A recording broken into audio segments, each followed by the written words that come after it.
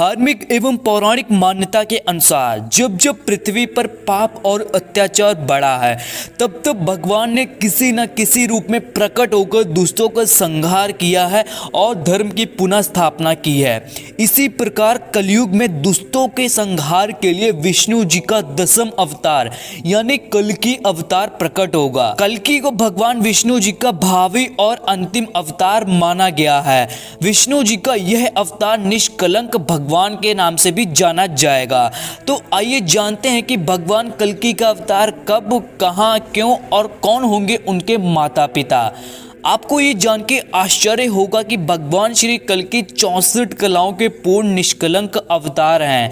भगवान श्री कल्कि की भक्ति इस समय ऐसे कवच के समान है जो हमारी हर प्रकार से रक्षा कर सकती है। भगवान श्री कल्कि की भक्ति व्यक्तिगत ना होकर समष्टिगत है।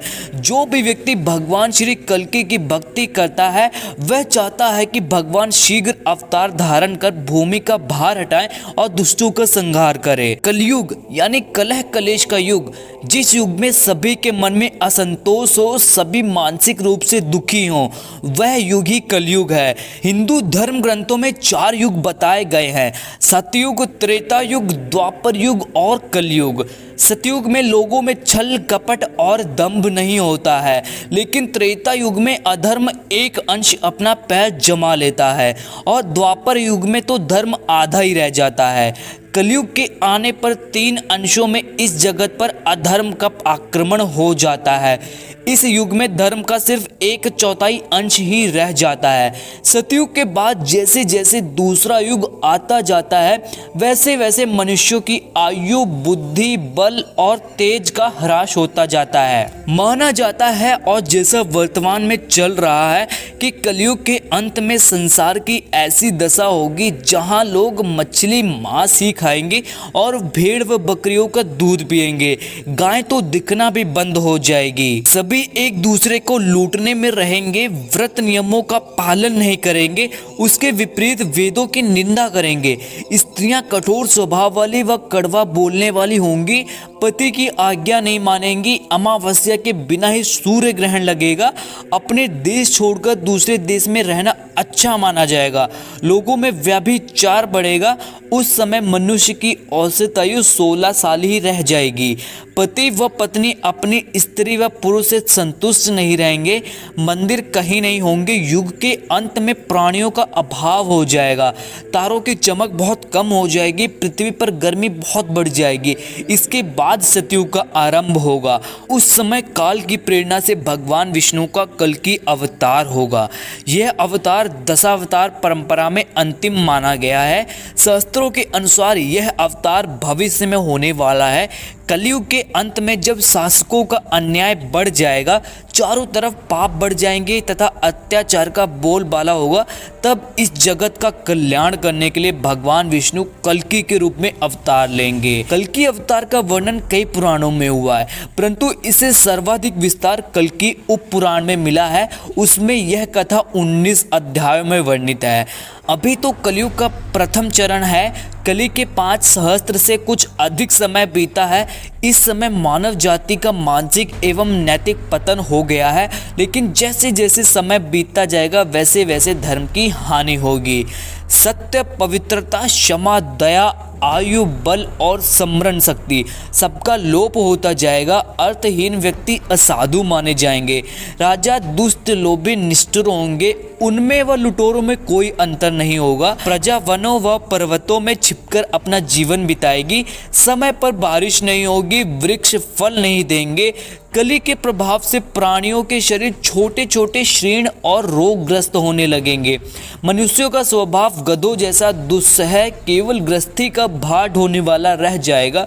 लोग विषयी हो जाएंगे, धर्म कर्म का लोप हो जाएगा।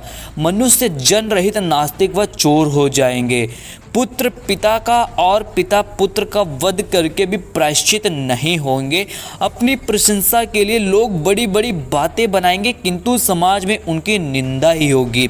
उस समय सारा जगत मलेच्छ हो जाएगा, इसमें संशय नहीं। एक हाथ दूसरे हाथ को लूटेगा, सगा भाई भी भाई के धन को हड़प लेगा, अधर्म फैल जाएगा, पत्नियां अपने पति की बात नहीं मानेंगी, मांगने पर भी पतियों को अन्न जल नहीं मिलेगा, चारों तरफ पाप फैल जाएगा। उस समय संबल ग्राम में विष्णु यसा नामक एक अत्यंत पवित्र सदाचारी एवं श्रेष्ठ ब्राह्मण अत्यंत अनुरागी भक्त होंगे। वे सरल एवं उदार होंगे।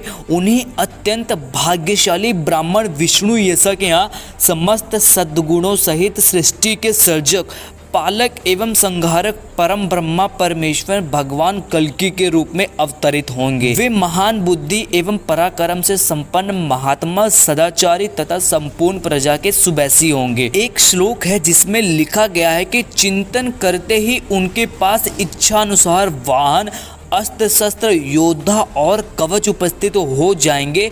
वह धर्म विजयी चक्रवर्ती राजा होंगे। वह उदार बुद्धि तेजस्वी ब्राह्मण दुख से व्याप्त हुए इस जगत को आनंद प्रदान करेंगे। कलयुग का अंत करने के लिए उनका प्रादुर्भाव होगा। भगवान शंकर उनको शस्त्रास्त्र की शिक्षा देंगे और भगवान परशुराम उनके वेदोपदेष्टा होंगे। वे देवदत्त नामक शीघ्रागमी घोड़े पर सवार होकर राजा के वेश में छिपकर रहने वाले, पृथ्वी पर सब जगह फैले हुए दस्युओं एवं नीच स्वभाव वाले संपूर्ण मलेच्छों का संहार करेंगे। कल्कि भगवान के कर कमलों सभी दस्युओं का नाश हो जाएगा, फिर धर्म का उत्थान होगा। उनका यश तथा कर्म सभी परम पावन होंगे। वे ब्रह्मा जी की चलाई हुई मंगलमय मर्यादाओं की स्थापना करके रमणीय वन में प्रवेश करेंगे। इस प्रकार सर्वभूतामा सर्वेश्वर भगवान कल्कि के अवतरित होने पर पृथ्वी पर पुनः सतयुग प्रतिष्ठित होगा। आखिर कहाँ होगा भगवान कल्कि का जन्म? कल्कि भगवान उत्तर प्रदेश में गंगा और रामगंगा के बीच बसे मुरादाबाद के संबल ग्राम में जन्म लेंगे। भगवान के जन्म के समय चंद्रमा धनिष्ठा नक्षत्र और कुंभ राशि में होगा। सूर्य तुला राशि में स्वाति नक्षत्र में गोचर करेगा। गुरु स्वराशि धनु में और शनि अपनी उच्च राशि तुला में विराजमान होगा। वह ब्राह्मण कुमार बहुत ही बलवान, बुद्धिमान और पराक्रमी होंगे। मन में सोचते ही उनके पास वाहन, अस्त्र शस्त्र, योद्धा और कवच उपस्थित हो जाएंगे। वे सब दुष्टों का नाश करेंगे। तब सतयुग शुरू होगा। वे धर्म के अनुसार विजय पाकर चक्रवर्ती राजा बनेंगे। कौन होंगे भगवान कल्कि के माता पिता? भगवान कल्कि अपने माता पिता की पांचवी संतान होंगे। भगवान कल्कि के पिता का नाम विष्णुयश और माता का नाम सुमति होगा। पिता विष्णुयश का अर्थ हुआ ऐसा व्यक्ति जो सर्वव्यापक परमात्मा की स्तुति करता, लोक हितैषी है। सुमति का अर्थ है अच्छे विचार रखने और वेद पुराण और विधाओं को जानने वाली महिला। कल्कि निष्कलंक अवतार है। भगवान का स्वरूप परम दिव्य है। वे सफेद घोड़े पर सवार हैं। भगवान का रंग गोरा है लेकिन गुस्से में काला भी हो जाता है। वे पीले वस्त्र धारण किए होंगे। प्रभु के हृदय पर श्री वत्स का चिन्ह अंकित है। गले में कौस्तुभ मणि है। स्वयं उनका मुख पूर्व की ओर तथा घोड़ा दक्षिण में देखता प्रतीत होता है। यह चित्राण कल्कि की सक्रियता और गति की ओर संकेत करता है। युद्ध के समय उनके हाथों में 2 तलवारें होती हैं। यह सब भगवान कल्कि को माना गया है। पृथ्वी पर जब पाप की सीमा पार होने लगेगी तब दुष्टों के संहार के लिए विष्णु का यह अवतार प्रकट होगा।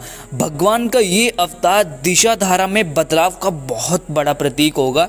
मनीषियों ने कल्कि के इस स्वरूप की विवेचना में कहा है कि कल्कि सफेद रंग के घोड़े पर सवार होकर आततियों मतलब आतंकवादियों पर प्रहार करते हैं। तलवार और धनुष को हथियारों के रूप में उपयोग करने का अर्थ है कि आसपास की और दूरगामी दोनों तरह की दुष्ट प्रवृत्तियों का निवारण करेंगे, अर्थात भगवान धरती पर से सारे पापों का नाश करेंगे। श्रीमद् भगवद गीता के अभिन्न अंग भगवान श्री कल्कि क्यों?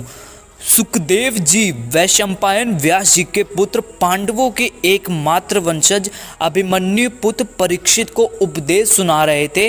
वह 18,000 श्लोकों का समावेश था। महाराज परीक्षित का 7 दिन में निधन हो जाने से उन सारे श्लोकों का उपदेश न हो पाया था। अतः बाद में मार्कंडेय ऋषि के आग्रह पर सुखदेव जी ने पुण्य आश्रम में उसे पूरा किया था। सूत जी, जो कि व्यास जी के शिष्य हर्षित सूत के नाम से प्रसिद्ध हुए, उनका कहना है कि वे भी वहां उपस्थित थे तथा उन्होंने पुण्यप्रद कथाओं को सुना था। सूत जी ने उन ऋषियों को जो कथा सुनाई वही श्री कल्कि पुराण के नाम से प्रसिद्ध है।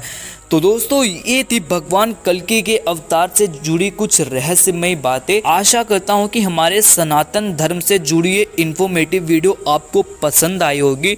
मैं मिलता हूँ आपसे अगली वीडियो में, तब तक के लिए take care and bye bye.